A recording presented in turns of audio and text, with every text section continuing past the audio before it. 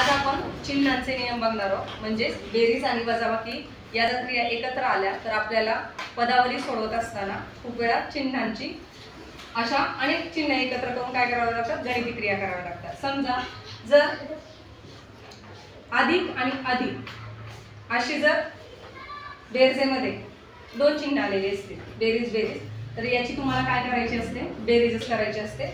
उत्तरही तुमचं बेरजेच्या स्वरूपात येतं। समजा गणितामध्ये वजा वजा अशी चिन्ह असली तर यांची सुद्धा काय करायची, तुम्हाला बेरीजच करायची। काय करायची, बेरीज। काय करायची, लक्षात राहू द्या, याची बेरीज होते, याची सुद्धा काय होते, बेरीज। म्हणजे इथं काय झाले, दोन्ही चिन्ह समान आहेत, बेरीज बेरीज चिन्ह समान दिसली, काय करायची क्रिया गणितातली, बेरजेची।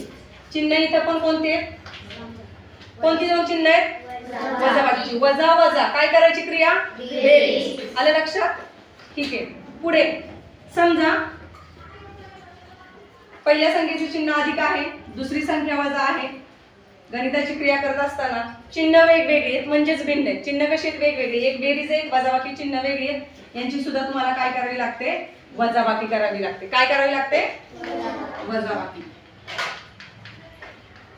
आता समजा पहिलं चिन्ह तुमचं वजा आहे, दुसरं चिन्ह अधिक आहे, याची सुद्धा काय होते बाळांनो, वजाबाकीच होते। काय होते, वजाबाकी। परंतु यात सगळ्यात महत्त्वाचा एक नियम आहे, या क्रिया करत असताना म्हणजे वजा वजा असेल तर बेरीज होते, अधिक वजा असेल तर वजाबाकी होते, वजा अधिक असेल तर वजाबाकी होते। या क्रिया करत असताना तुम्हाला जे काही उत्तर येणार आहे त्या उत्तराला मोठ्या संख्येचे चिन्ह द्यायचे। कशाचे चिन्ह द्यायचे, मोठ्या संख्येचं। आलं लक्षात। म्हणून ही चिन्ह कशी आहेत, समान चिन्ह। कशी आहेत, समान चिन्ह आल्यानंतर तुम्ही गणितात कोणती क्रिया करणार आहात, बेरीज। आणि भिन्न चिन्ह ही कोणती चिन्ह आहे, भिन्न। भिन्न म्हणजे वेगळी, भिन्न म्हणजे वेगळी।